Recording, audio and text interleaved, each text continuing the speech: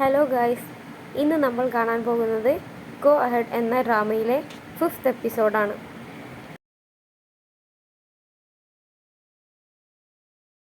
Link അവൻ്റെ അമ്മയെക്കുറിച്ച് ആലോചിച്ച് വിഷമിച്ചിരിക്കുമ്പോഴാണ് അങ്ങോട്ട് സീഷോയും ജിജിയാനും വരുന്നത്.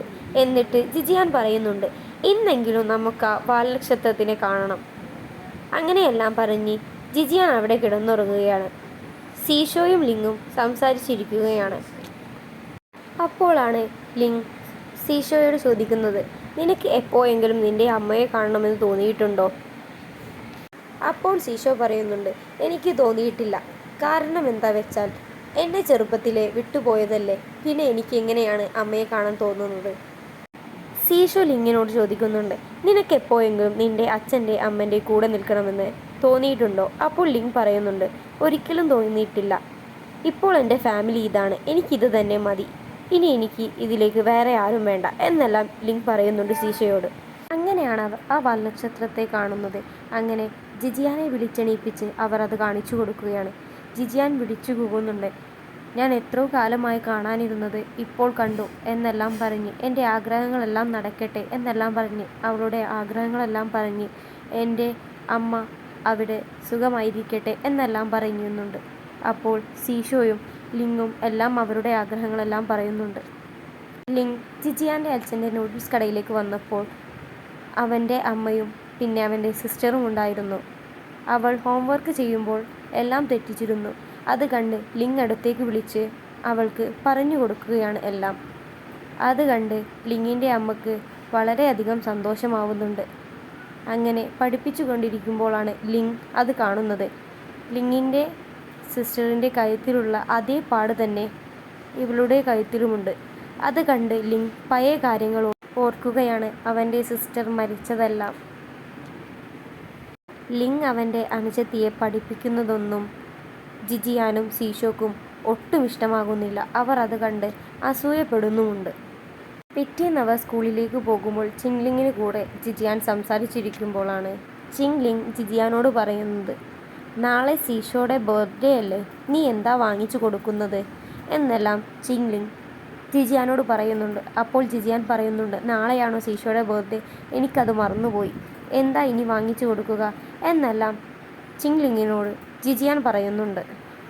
പെട്ടെന്ന് ജിജിയാൻ എഴുന്നേറ്റ്, സീഷോയുടെ ബർത്ത്ഡേ എല്ലാം നിനക്ക് എങ്ങനെ അറിയാം എന്ന് ചിങ്ലിങ്ങിനോട് ചോദിക്കുമ്പോൾ ചിങ്ലിങ് ഒന്നും മിണ്ടാതെ അവിടെ ഇരിക്കുകയാണ്.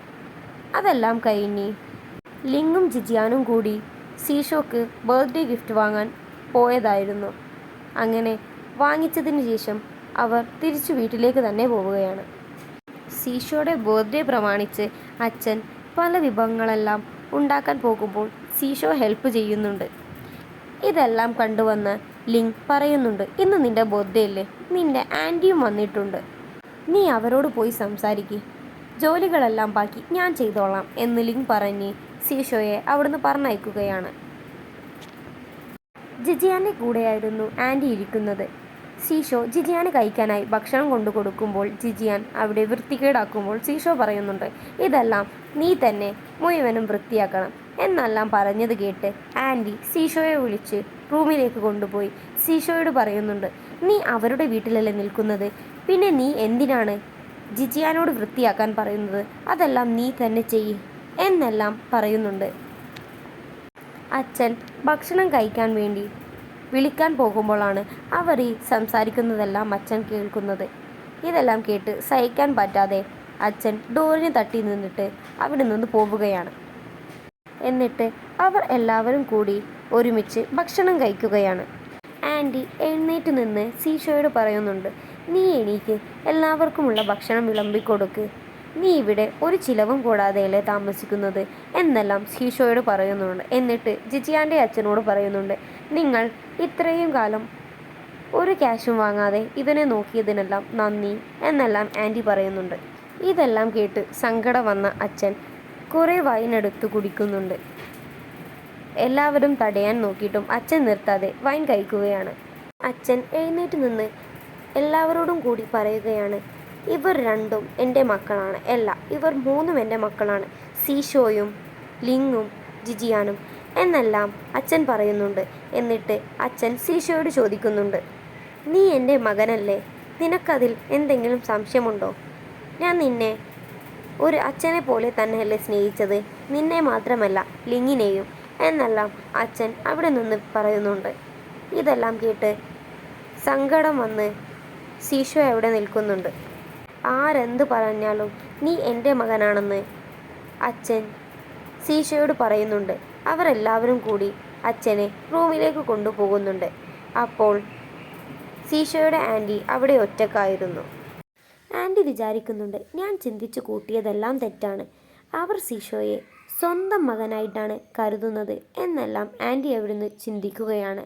അപ്പോൾ ജിജിയാൻ്റെ അച്ഛനെ ലിങ്ങും ജിജിയാനും എല്ലാവരും കൂടി റൂമിൽ കൊണ്ടുപോയി കിടത്തി.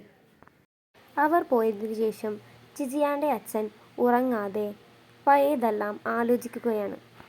സീഷോയുടെ അമ്മ പോയതിനു ശേഷം സീഷോയെ കാണാൻ ജിജിയാൻ്റെ അച്ഛൻ വന്നപ്പോൾ സീഷോ ഒരു ഭാരമുള്ള പാത്രവുമായി ചുവന്ന് പണിയെടുക്കുകയാണ്. ഇതെല്ലാം കണ്ട് അച്ഛന് സഹിക്കാൻ പറ്റിയില്ല. അച്ഛൻ സീഷോയുടെ അമ്മമ്മയടുത്ത് പോയി ഞാൻ അവനെ നോക്കിക്കൊള്ളാം എന്നെല്ലാം അമ്മമ്മയോട് പറയുമ്പോൾ അമ്മമ്മ പറയുന്നുണ്ട്, കൊണ്ടേക്കോ, നമ്മൾക്ക് അത്രയ്ക്ക് ഭാരം ഒഴിവായി എന്നെല്ലാം മുത്തശ്ശി പറയുന്നുണ്ട്. സീഷോയെ വീട്ടിൽ കൊണ്ടുവന്ന് അന്ന് രാത്രി സീഷോയെ കാണുന്നില്ല. അച്ഛൻ പോയി തിരക്കിയപ്പോൾ സീഷോ അന്ന് എല്ലാവരുടെയും വസ്ത്രങ്ങൾ തിരുമ്പുന്നതാണ് അച്ഛൻ കാണുന്നത്. ഇതെല്ലാം കണ്ട് അച്ഛന് വളരെ സങ്കടമായിരുന്നു. ഭക്ഷണം കഴിക്കുമ്പോഴും സീഷോ ജിജിയാന് ചിക്കൻ പീസ് എല്ലാം കൊടുത്ത് ജിജിയാന് ഇഷ്ടമില്ലാത്ത ഇലക്കറികൾ മാത്രമായിരുന്നു സീഷോ കഴിക്കുന്നത്. സീഷോ ആ ഹോട്ടലിലെ പണിയെല്ലാം എടുക്കുന്നത് കണ്ട ആ ഗ്രാമത്തിലെ തന്നെ 2 സ്ത്രീകൾ അവിടെ ഇരുന്ന് പറയുന്നുണ്ടായിരുന്നു, ആ നിനക്ക് പുതിയ ജോലിക്കാരനെ കിട്ടിയല്ലേ എന്നെല്ലാം അവിടെ ഇരുന്ന് ആ സ്ത്രീകൾ പറയുന്നുണ്ട്. അത് കേട്ട് സങ്കടം വന്ന സീഷോയെ അച്ഛൻ പോയി പറയുന്നുണ്ട്, നീ എൻ്റെ മകനാണ്, അന്നും ഇന്നും ആര് പറഞ്ഞാലും നീ എൻ്റെ മകൻ തന്നെയാണ്, നീ വിഷമിക്കണ്ട എന്നെല്ലാം അച്ഛൻ പറയുന്നു. അതൊക്കെ കഴിഞ്ഞ് കുറച്ച് ദിവസങ്ങൾക്ക് ശേഷം ആൻറ്റി അച്ഛനൊരു കത്ത് കൊണ്ടുപോയി കൊടുക്കുകയാണ്. ആ കത്തിലുണ്ടായിരുന്നത്, എനിക്കെൻ്റെ മകനെ വേണ്ട, നിങ്ങൾ നോക്കിക്കൊള്ളൂ, ഞാൻ നിങ്ങളുടെ പണം എങ്ങനെയെങ്കിലും അയച്ചു തരാം, ഇതെല്ലാമായിരുന്നു ആ കത്തിലുണ്ടായിരുന്നത്. ഇതെല്ലാം കണ്ട് അച്ഛന് ഒരുപാട് സങ്കടമായിരുന്നു. സീഷോ ആൻറ്റിയെ കൊണ്ടാക്കി കൊടുക്കാൻ പോകുമ്പോഴാണ് ആൻറ്റി സീഷോയോട് പറയുന്നത്, ഞാൻ വിചാരിച്ചു വെച്ചതെല്ലാം തെറ്റാണ്, എന്നെ അവർ ഒരു മകനെ പോലെ തന്നെയാണ് സ്നേഹിക്കുന്നത് എന്നെല്ലാം ആൻറ്റി സീഷോയോട് പറയുന്നുണ്ട്. സീഷോയുടെ ബർത്ത്ഡേ ആയതുകൊണ്ട് ചീലിംഗ് സീഷോക്ക് ഗിഫ്റ്റ് വാങ്ങിക്കൊടുക്കുകയാണ്. സ്കൂൾ കഴിഞ്ഞതിന് ശേഷം അവർ റെസ്റ്റോറൻറ്റിലേക്ക് പോയപ്പോഴാണ് ചീലിംഗ് സീഷോക്ക് കൊടുത്ത വാച്ച് ജിജിയാൻ കെട്ടിയത് ചീലിംഗ് കാണുന്നത്. ജിജിയാൻ വീട്ടിലുള്ളപ്പോൾ അവിടെ ആരോ കോളിംഗ് ബെല്ലടിക്കുന്നത് കേട്ട് ജിജിയാൻ പോയി തുറന്നു നോക്കുമ്പോഴാണ് അവിടെ ലിങ്ങിൻ്റെ സിസ്റ്ററായിരുന്നു. അവളെ കണ്ടതും ജിജിയാൻ പറയുന്നുണ്ട്, നിന്റെ ലിൻ ചേട്ടൻ ഇവിടെയില്ല എന്ന് പറഞ്ഞ് ഡോർ അടിക്കാൻ പോകുമ്പോൾ അവൾ പറയുന്നുണ്ട്, നീ എനിക്ക് ലിൻ ചേട്ടനെ കാണിച്ചതാ, ഞാൻ നിനക്ക് ക്യാഷ് തരാം. എങ്ങനെ ക്യാഷ് വാങ്ങി? ജിജിയാൻ പറയുന്നുണ്ട്, നിന്റെ ചേട്ടൻ എവിടെയാണ് എനിക്കറിയാം, ഞാൻ നിന്നെ കാണിച്ചു തരാം എന്നെല്ലാം പറയുന്നുണ്ട്. ജിജിയാൻ ലിങ്ങിൻ്റെ സിസ്റ്ററെ കൂട്ടിക്കൊണ്ടുപോകുന്നത് ഒരു മാളിൻ്റെ അടുത്തേക്ക്. അവിടുന്ന് ജിജിയാൻ പറയുന്നുണ്ട്, ഇവിടെയല്ല നിന്റെ ചേട്ടൻ, എവിടെയാ ഞാൻ കാണിച്ചു തരാം എന്ന് പറഞ്ഞ് അവളെ വീണ്ടും അവിടേക്ക് കൂട്ടിക്കൊണ്ടുപോകുന്നു. അങ്ങനെ കൂട്ടിക്കൊണ്ടുപോയി അതിനിടയിൽ അവൾ സ്റ്റെപ്പിൽ നിന്ന് താഴേക്ക് വീഴുകയാണ്. ആ വിവരമറിഞ്ഞ് ലിങ്ങും സീഷോയും അവിടേക്ക് ഓടി വരികയാണ്. ജിജിയാൻ ലിങ്ങിനോട് പറയുന്നുണ്ട്, ദാ നിന്റെ സിസ്റ്റർ അവിടെയാണെന്ന് പറയുന്നുണ്ട്. ഇത് കേട്ട് ലിങ് ഓടിപ്പോയി നേഴ്സിനെ കണ്ട് അവരോട് ചോദിക്കുകയാണ്.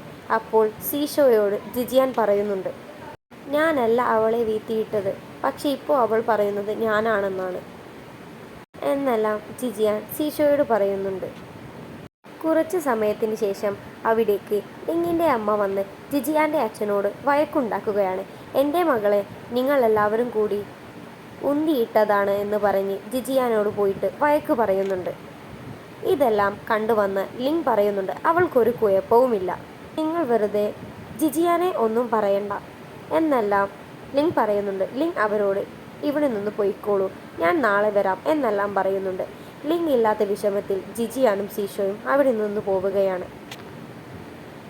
ലിങ്ങിൻ്റെ അമ്മയോട് പറയുന്നുണ്ട്, ജിജിയാനല്ല അവളെ തള്ളിയിട്ടത്. നിങ്ങൾക്ക് ജിജിയാനെ ഒട്ടും ഇഷ്ടമല്ല എന്നെല്ലാം. പക്ഷേ അതെല്ലാം എൻ്റെ ഫാമിലിയാണ്. എൻ്റെ ഫാമിലിയുടെ കാര്യത്തിൽ അമ്മ നോക്കണ്ട എന്നെല്ലാം ലിങ് അമ്മയോട് പറയുന്നുണ്ട്.